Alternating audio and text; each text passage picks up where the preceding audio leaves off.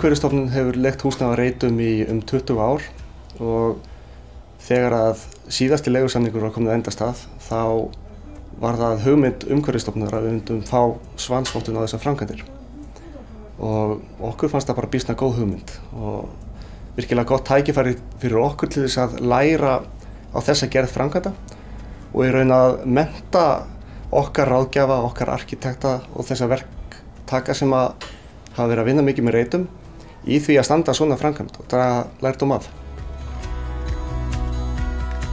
Okkur hjá Jáverk langaði að gera eitthvað í umhverfismálum hjá okkur og við vildum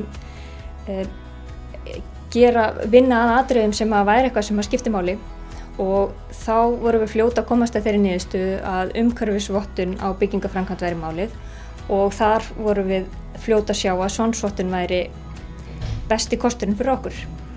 Umhverfisvottun hún tryggir að menn hagi verkefnið þannig að það verði sem minnst möguleg umhverfisáhrif af þessari framkvæmd sem að náttúrulega felur það í sér að það er verið að rífa hér út fullt af byggingarefni og menn hugsist þá allavega áður en að þeir hendi því í ruslið.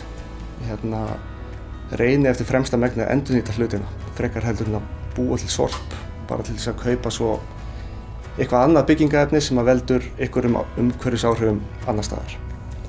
Og svo tryggir þetta líka að menn séu aðeins að hugsa hvernig þeir hanna tæknikerfin. Hvernig verður kolefnisspor þessara eignar á meðan rekstur er í henni? Ástæðan fyrir því að við erum hrifin af svansvottuna því að við vildum fara inn í einhvern svona fyrirfram skilgreindan ramma þar sem búið værið að finna þau atriði sem að skipti máli að einbeita sér að og breyta í byggingaframkvæmd. Og ástæðan fyrir því að við erum hrifin af svansvottun er að það er verið að horfa til þeirra atriða sem við höfum áhrif á, sem er þá bara eins og hönnun húsnæðisins, í rauninni framkvæmdin sjálf, efnisvalið og slíkt.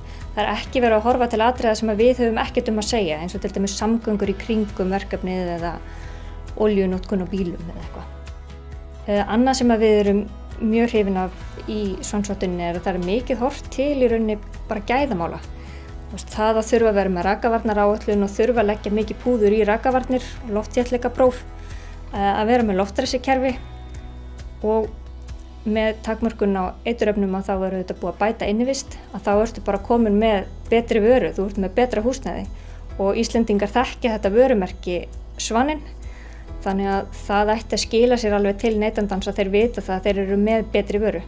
Þegar við fórum að stað með þetta verkefni þá þurftum við að byrja á því að gera rakaúttekt til þess að tryggja að það yrði ekki einhver rakavandamál hérna í húsnæðinu. Síðan að gera mjög vandleg úttekt á byggingarefni í húsnæðinu. Það var í raun kortlagt hvert einasta byggingarefni hérna innandyra og þegar það var búið þá fórum við að rýna þau gögn til þess að taka ákvörðun hvað það væri sem hægt væri að endurnýta og hverju þurfti að farga og þá því sem að þurfti að farga, hvernig væri þá hægt að farga því á viðeigandi hátt, koma því endurnýtingu annar staðar eða flokka með réttum hætti. Og til dæmis þá tókum við byggingarefni úr þessari fasteign og endurnýttum annar staðar í eignasafni Reita og það var mjög gott. Þeir þættir sem við þurftum að gera til að uppfylla svansvottunina var kannski helst það að við þurftum að fá öll efni sem að notuð í framkvæmdina samþykkt. Við þurftum að þjálfa alla sem að koma að verkinu, alla verkamenn og iðnaðarmenn, undirverktaka, hönnuði og allt. Við þurfum að flokka allt rusl sem fellur til. Við þurfum að setja loftræsikerfi í húsin. Við erum með aðra gerð af steypu sem er með minna kolefnisspor. Og síðan erum við með rakavarnaráætlun og leggjum svona meira púður í rakavarnir, rakamælingar á byggingarefnum og loftþéttleikapróf. Þetta eru svona stærstu póstarnir. Það kom okkur mest á óvart hvað kostaði lítið til viðbótar í verkinu að fara þessar umhverfisvænu leiðir. Hvað það bætti raun litlu við þann kostnað sem við áætlað til verksins en það var fyrst og fremst fólginn í auknu verkeftirliti til þess að tryggja að þessar umhverfisvænu áherslur skiluðu sér í framkvæmdina. Til dæmis verkefnastjórinn sem að þurfti að passa að efnisvalið væri rétt, tryggja að verktakinn skilaði því réttu á verkstað og síðan alls konar úttektir. við erum að flokka allt sorp sem fellur til og leggja töluvert meira svona púður í það, flokka í marga flokka og fylgja því vel eftir að allt sé flokkað. Við erum að þjálfa alla sem að koma að verkinu, hvort sem að það eru iðnaðarmenn eða verkamenn, byrgjar í kringum verki. Við erum að leggja mikið púður í fræðslu handa öllum þessum aðilum og svona fræðsla og fyrir þessa aðila að taka þátt í svona verkefni að þá smitar það svona vonandi eitthvað út frá sér yfir í aðra þætti. Það komi kannski mest á óvart í þessu ferli hvað allir eru búinir að vera jákvæðir.